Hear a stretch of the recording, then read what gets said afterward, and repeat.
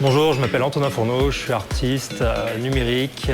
J'utilise plein de médiums différents et aujourd'hui je vous présente la machine divagante, qui est une installation qui jongle entre jeux vidéo et instruments de musique.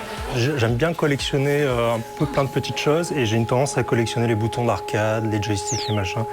Donc j'ai une sorte de fascination quand même pour ça. Et quand on m'a proposé de travailler sur la malle à pixels, j'ai eu tout de suite cette vision-là. Je me suis dit, ah cool, je vais pouvoir faire une malle avec plein de boutons. Après, elle se pose la question de qu'est-ce que je vais faire avec tous ces boutons. Et j'avais toujours eu l'idée quelque part de proposer un projet qui soit aussi une porosité entre machine à fabriquer un jeu vidéo, à faire du son et qui se balade un peu entre les deux. D'où machine divagante. Au démarrage, elle a une espèce de florilège de petites interactions possibles, de ce que seront après les niveaux un peu supérieurs. Mais volontairement, la machine divagante, elle invite à être triturée quelque part. Hein. Donc autant moduler du son par exemple, comme ça. On gère un peu la fréquence et l'ondulation du son, mais aussi déplacer des pixels. Là, on peut manipuler la couleur du pixel. Et avec les gros boutons, on voit des visuels qui s'affichent sur l'écran. Donc on commence à voir qu'apparemment, il y aura peut-être quelque chose qui se jouera avec ça. On ne sait pas encore trop ce que sont toutes ces histoires-là, mais quand je commence à patcher, niveau 1, je suis sur une sorte de séquenceur avec 2 têtes de lecture. Et là, pareil, on peut commencer à trifouiller un peu tous les boutons. Si je trifouille les 2 du haut, j'accélère les têtes de lecture. Donc là, j'ai accéléré le rouge et j'ai un peu accéléré le bleu. Le gros bouton en plein milieu invite à être appuyé. Donc si j'appuie sur lui, je fais du random. Je génère une nouvelle séquence. Après, il y a des boutons pour effacer tout ce qui est présent. Voilà, là, j'ai tout effacé. Je vous montre niveau par niveau. Il y a un autre niveau que j'aime beaucoup, qui est très cool et qui est assez simple pour les gamins à manipuler en plus. Là, avec un potard, il y a toujours un peu ce côté 2 joueurs. On peut être à 2 sur la machine divagante.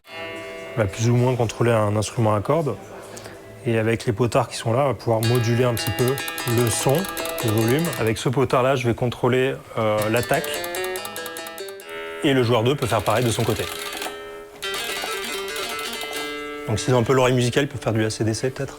Il y a un autre mode qui là est un peu le jeu du Simon. C'est-à-dire qu'au début, on va apprendre quelle touche correspond à quel visuel. Et au bout d'un moment, la machine va créer une séquence.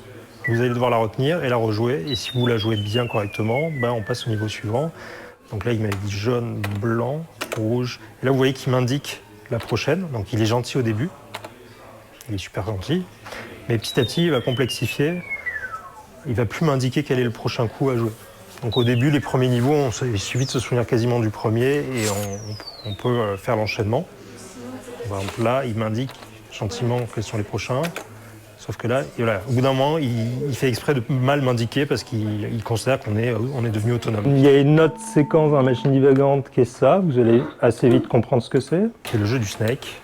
Et pareil, là, on peut jouer avec les 2 contrôleurs. Et pastille qui clignote, c'est niveau suivant. Niveau suivant, un peu plus dur, je suis un peu plus rouge et je vais un peu plus vite. Et quand vous êtes rouge extrême, là, ça va très très vite. C'est encore jouable. Et ce qui est vicieux, c'est qu'en plus, on peut jouer en même temps à 2. Donc il y en a un qui peut dire non, moi j'ai envie d'aller là, et l'autre dire non, moi j'ai envie d'aller là, et on se perd, et on perd. Il y a une autre séquence, qui est la séquence de fin, qui est une sorte de petit truc d'animation, on va dire. C'est des boucles d'images.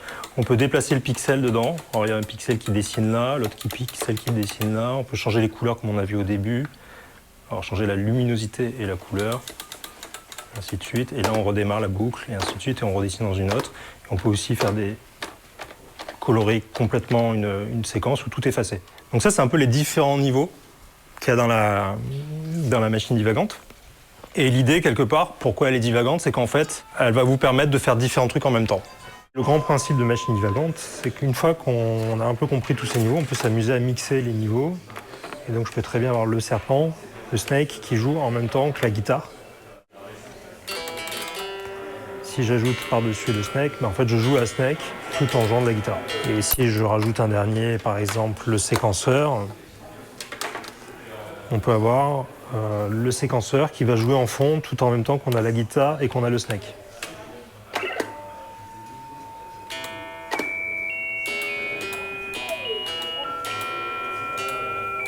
Alors quelque part tous les patchs qui sont là, c'est le même c'est la mise à la masse, c'est le même bouton quelque part, et c'est là les options. Donc la machine divagante ne sait jamais vraiment exactement si elle est jeu vidéo, un synthétiseur ou un mélange des deux.